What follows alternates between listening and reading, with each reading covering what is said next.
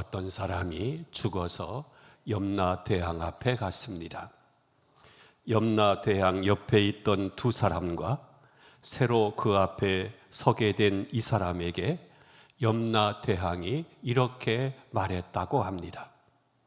너희 세 사람은 아직 올 때가 되지 않았는데 죽음의 사자의 실수로 사람을 잘못 보고 데려왔구나. 미안하게 됐다. 어쩌면 좋겠느냐.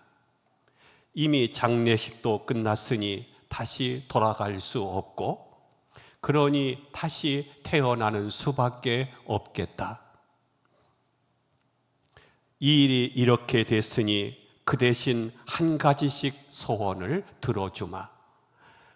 각자 한 가지씩 말해보아라. 그러자 한 사람이 말하기를 나는 너무 가난하고 어려워서 한평생 동안 고생하다가 왔습니다. 그러니 다음에 태어날 때는 돈을 좀 넉넉하게 주십시오. 돈 걱정하지 않고 살았으면 좋겠습니다. 그랬더니 염라대왕이 그래 돈은 얼마든지 주마라고 말했습니다. 두 번째 사람은 저는 권세만 있으면 모든 것이 따라오는 것을 보았습니다. 저는 권세가 낮아서 천대받고 살았으니 좀 높은 권세를 주었으면 좋겠습니다. 그래, 그럼 한평생 동안 높은 권세를 가지게 해주마 하고 염라대왕이 대답을 했습니다. 세 번째 사람은 좀 조용한 사람이었습니다. 그는 소원을 이렇게 말했습니다. 저는 돈도 권세도 흥미가 없습니다. 다만 저는 경치 좋은 곳에서 예쁜 아내와 많은 자식을 두고 아무런 근심과 걱정 없이 무병장수하고 싶습니다. 그러자 염라대왕은 예끼 이놈아, 그런 대가 있으면 내가 가겠다 하고 타박을 주었다고 합니다. 여러분, 우리는 무슨 복이라고 하면 환경이 달라지는 것으로 생각합니다. 돈 많이 벌면 복이고 높은 자리에 오르면 그것이 복이라고 생각합니다. 그렇지만 그것에 복이 달려 있는 것은 아닙니다. 어찌 보면 그것 때문에 오히려 불행의 씨앗이 될 수가 있습니다. 복이라고 하는 것은 환경에 있는 것도 아니고 여건에 있는 것도 아닙니다. 복은 감사하는 마음이 내 속에서 일어나고 감사하다는 말이 마음속에서 나와야 그것이 행복이요 축복이요 그리고 그 사람의 생애가 복된 것입니다. 많이 가졌어도 감사할 줄 모르면 불행한 사람입니다. 적게 가졌어도 감사하면서 살면 그것이 행복이요 복인 것입니다. 그래서 잠언서 15장 16절에 보면 가산이 적어도 여호와를 경외하는 것이 크고 부하고 번뇌하는 것보다 나으니라 라고 했습니다. 그런데 감사하다는 말, 감사한 마음이 어디에 있느냐 하는 것입니다. 이상하게 부하면 부할수록 점점 더 욕심꾸러기가 됩니다. 지위가 높아지면 높아질수록 더 높이 올라가고자 합니다. 행복이라고 하는 것은 질량이 똑같습니다. 어떠한 여건에 있든지 불행한 사람은 불행하게 살고 행복한 사람은 어떠한 여건에 있든지 간에 행복하게 삽니다. 결국은 행복과 불행은 여건과 환경 이전에 사람의 문제입니다. 오늘 성경을 아무리 읽어보아도 환경이나 여건에 대해서는 전혀 언급하고 있지 않습니다. 감사와 행복은 또 기쁨은 절대로 조건이 아니라는 것을 깨달아야만이 행복할 수 있습니다. 먼저 감사하는 자가 되어야 합니다. 자, 오늘 본문 15절을 보면 너희는 또한 감사하는 자가 되라 라고 했습니다. 감사는 양적인 문제가 아니요 질적인 문제입니다. 이것은 환경의 문제가 아니라 우리 마음의 문제입니다. 제가 여러 교인들과 만나서 이야기를 해보면 어떤 사람은 여건이 남보다 아주 좋은데 또 그만하면 훌륭한데 밤낮 죽겠다고 말하는 사람이 있습니다. 얼굴이 아주 죽어서 삽니다. 그래서 웃음이 없습니다. 그런가 하면 많은 사람들이 동정하고 참 안 됐다 하는 그러한 사람인데 보면 항상 웃으며 행복하게 삽니다. 제가 이런 것을 깨달았습니다. 행복은 소유의 문제가 아니라 이 마음의 문제라고 하는 것을. 이 시대를 가리켜서 EQ의 시대, 즉 감성의 시대라고 말합니다. 그 이유가 있습니다. 18세기 이후 한때 우리는 이 세계 모든 문제가 물질의 문제라고 생각했습니다. 물질만 있으면 된다. 물질만 골고루 가지게 된다고 해서 평등한 분배 문제까지 생각했습니다. 사람이 너무 가난하니까 도둑질도 하는 것이지 또 빈부의 차별 없이 모두가 똑같이 잘 살게 되면 사람의 마음도 착해질 것이라고 생각했습니다. 그러나 이것은 큰 착각이었습니다. 그것이 아니었다는 것을 비로소 깨닫게 된 것입니다. 오늘날 없는 사람들보다 있는 사람들이 더 욕심을 부리고 죄 짓는 것을 보게 됩니다. 그런가 하면 자본주의 사고 방식으로 지식과 기술을 내세우면서 잘 살기만을 바랍니다. 그래서 우리나라에 한때 잘 살아보세, 잘 살아보세 이러한 노래도 있었습니다. 요즘 경제가 어려워지는가 해서 걱정을 합니다마는 저는 걱정을 하지 않습니다. 왜요? 사람들이 잘 살게 되면 더 복잡해지니까요. 절대로 그것만이 행복이 아니기 때문입니다. 오늘날 많은 문제들이 잘 살게 되었기 때문에 생기는 문제들이 많습니다. 결국은 보면 인간성의 문제입니다. 요새 성공한 사람들에 대하여 연구해 보면 80%가 지식이나 지능과는 전혀 상관이 없다는 것입니다. 지성과 이 감성이 조화를 이룬 인격, 거기에 요점이 있다는 것입니다. 요새 감성에 대한 연구들이 많습니다. 많은 학자들이 감성, 좀 다른 말로 표현을 하면 인간성에 대해서 이 관심을 기울입니다. 감성에 대해서 세 가지로 요약할 수 있습니다. 첫째가 감성 능력입니다. 여러분은 지금 느끼는 그 느낌의 정도가 어느 정도입니까? 예컨대 어린아이들을 보게 되면 잘 웃습니다. 싸우기도 잘하고 웃기도 잘합니다. 웃었다 울었다 합니다. 하루에 150번에서 300번까지 아이들은 웃는다고 합니다. 그런데 우리 어른들은 하루에 10번도 웃지 않습니다. 웃을 일이 없습니다. 어느 사이에 철학자가 됐는지 인생 무상하면서 앉아 있는 것입니다. 웃음이 떠난 지 이미 오래되었습니다. 감성이 둔해졌기 때문입니다. 제가 가끔 말씀을 전하면서 보면 그렇습니다. 설교 때 보면 우스운 이야기를 해서 다들 웃고 있는데 어떤 사람은 마치 내 앞에 조각상이 앉아 있는 것처럼 내가 왜 웃나 하고 옆 사람 웃는 것을 오히려 이상하게 쳐다봅니다. 감성이 아주 바닥처럼 둔해진 것입니다. 꽃을 보면 아름답게 볼 수 있어야 됩니다. 새소리를 들으면 즐거워할 줄 알아야 됩니다.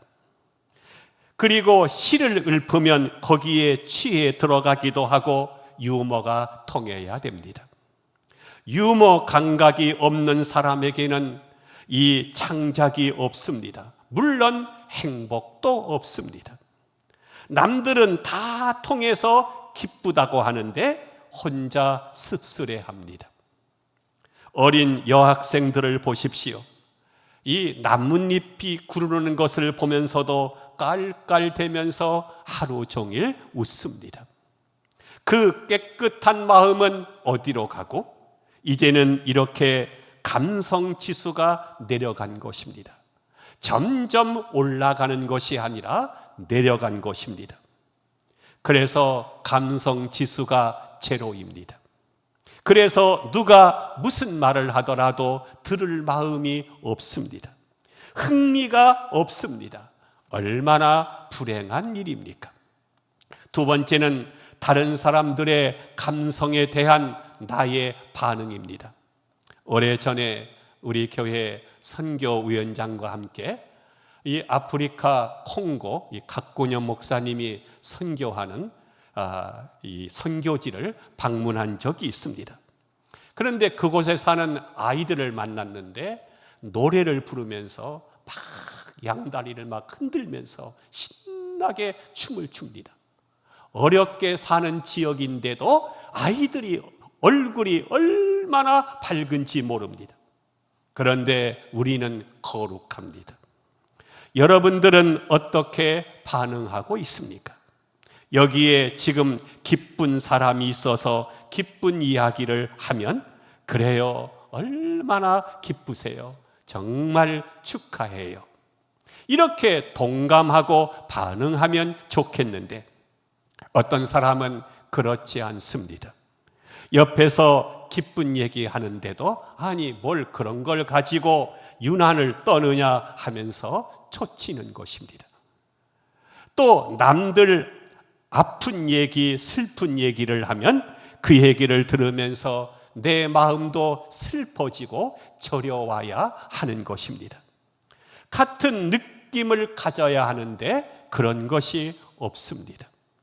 남 이 슬픈 얘기하는데 아무것도 아닌 걸 가지고 뭘 그리 질질 짜노 이렇게 말합니다. 이것도 감성이 마비된 것입니다. 감성 지수가 제로에 가깝습니다. 함께 반응하는 능력이 없는 것입니다. 그래서 기뻐하는 자와 함께 기뻐하지 못하고 슬퍼하는 자와 함께 슬퍼하지 못합니다. 이렇듯 감성 지수가 아주 낮은 사람이 되어버린 것입니다. 세 번째는 이 자기 마음을 다스리는 능력입니다. 즉 자제하는 능력이 있어야 됩니다. 예를 들어서 내게 기쁜 일이 있습니다. 정말 기쁩니다. 그런데 이것을 누구한테 얘기하고 싶어서 그만 때와 장소를 가리지 않고 아무한테나 이야기합니다. 상갓집에 가서 깔깔대고 웃는 사람이 그런 사람입니다.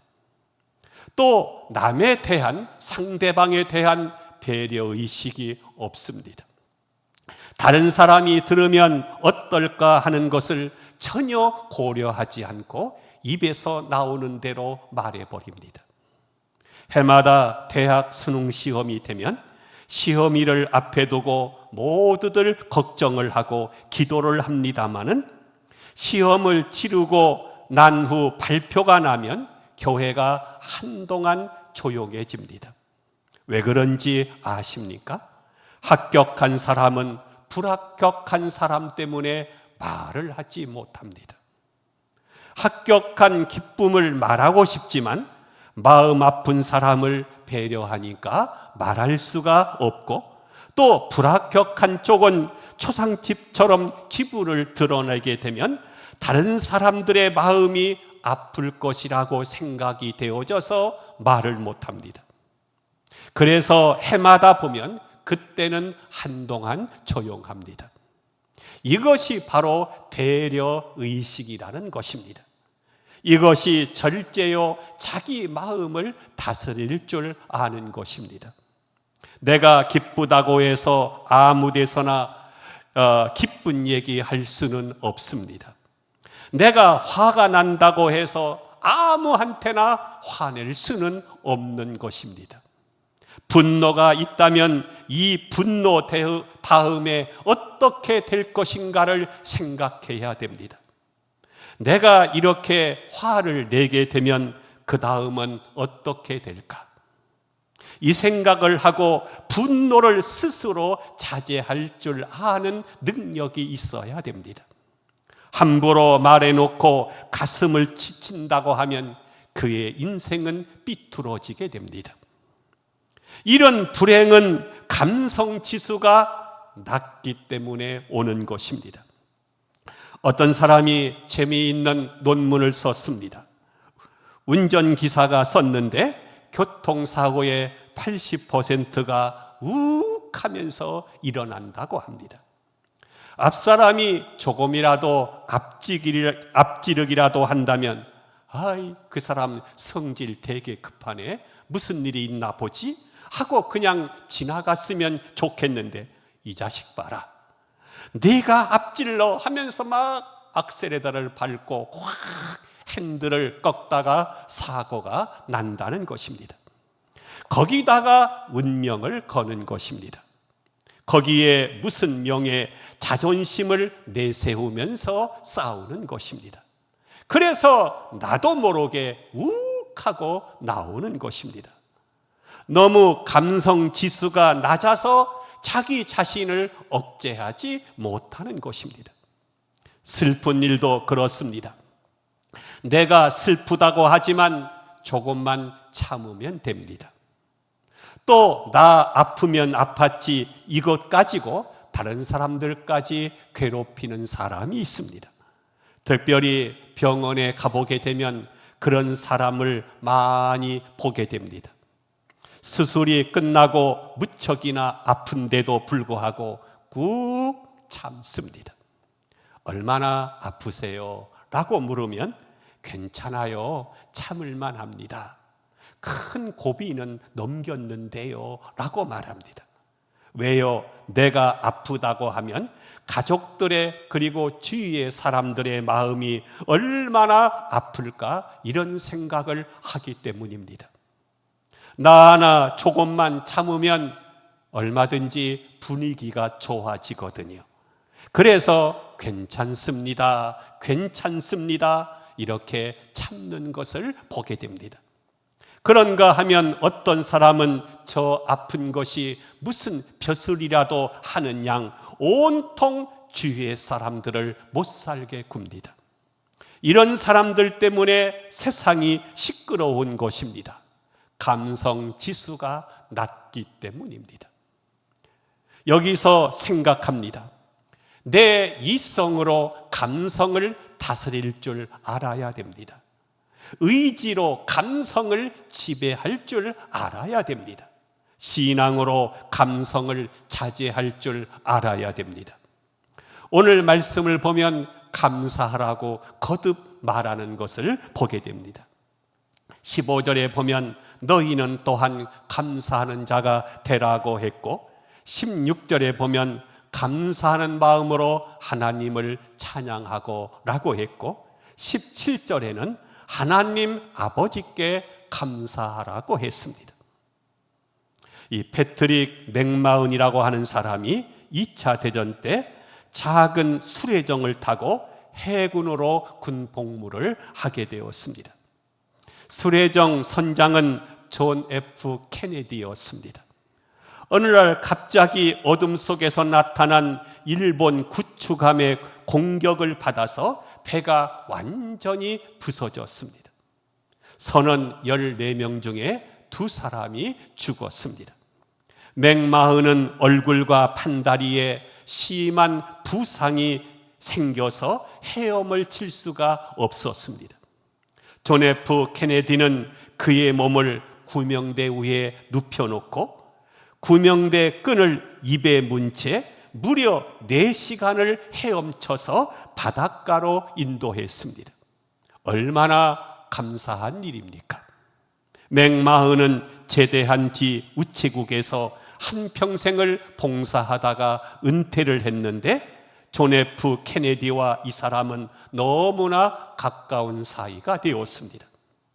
존 F 케네디는 그에게 종종 전화를 걸어서 내가 뭐 도와줄 것 없나? 자네 청이라고 하면 무슨 청이든지 다 들어줄 것이니 말해보게 라고 했습니다. 그러자 맥마흐는 이렇게 대답을 했습니다. 제 생명을 구해 주셨는데 그 이상의 도움이 어디에 있겠습니까? 죽을 때까지 감사할 따름입니다. 저는 할 말이 없습니다. 나를 위해 당신은 자기 목숨을 걸고 무려 4시간을 헤엄쳐 나를 살려주었습니다. 제게 무슨 소원이 더 있겠습니까? 이 얼마나 귀중한 말입니까? 오직 감사요. 오로지 감사뿐인 것입니다. 저는 하나님께 늘 감사를 드립니다. 지금까지 38년 동안 목회를 해오면서 하나님 앞에 감사할 것이 너무나 많습니다. 하나님이 저같이 허물이 많고 부족한 사람을 주의 종 삼아주셨습니다. 저는 제 능력을 잘 알기에 시골 목회를 가려고 했고 언젠가는 이 탄광촌 있는 마을 강원도로 가려고도 했습니다. 그런데 한마음 이 하나님께서는 오늘날 이렇게 아름다운 한마음 교회를 세워주셨습니다. 하나님이 좋은 일꾼들을 많이 보내주셔서 부족한 종과 함께 사역하게 하셨습니다. 좋으신 장로님, 좋으신 또 권사님, 좋으신 집사님들을 보내주셨습니다. 38년 동안 몸이 아파서 사역을 한 번도 중단한 일이 없었습니다. 내일 죽는다고 해도 저는 할 말이 없는 사람입니다. 받은 은혜가 너무나도 크기 때문입니다. 이제 무엇을 새삼스럽게 불평하고 원망할 수가 있겠습니까? 이 선샤인이라고 하는 기독교 잡지에 어느 평신도가 기고를 했는데 이런 글이 있었습니다. 그 교회 목사님이 예배를 드릴 때마다 날씨에 대해서 늘 감사를 합니다. 오늘도 좋은 날씨를 주시니 감사합니다. 비가 와도 오늘도 감사합니다. 바람이 불어도 하나님 아버지 감사합니다 라고 기도를 합니다. 어느 날 태풍이 불고 벼락이 치는 바람에 교인들이 2-3사람밖에 오지를 않았습니다. 교인들은 생각했습니다.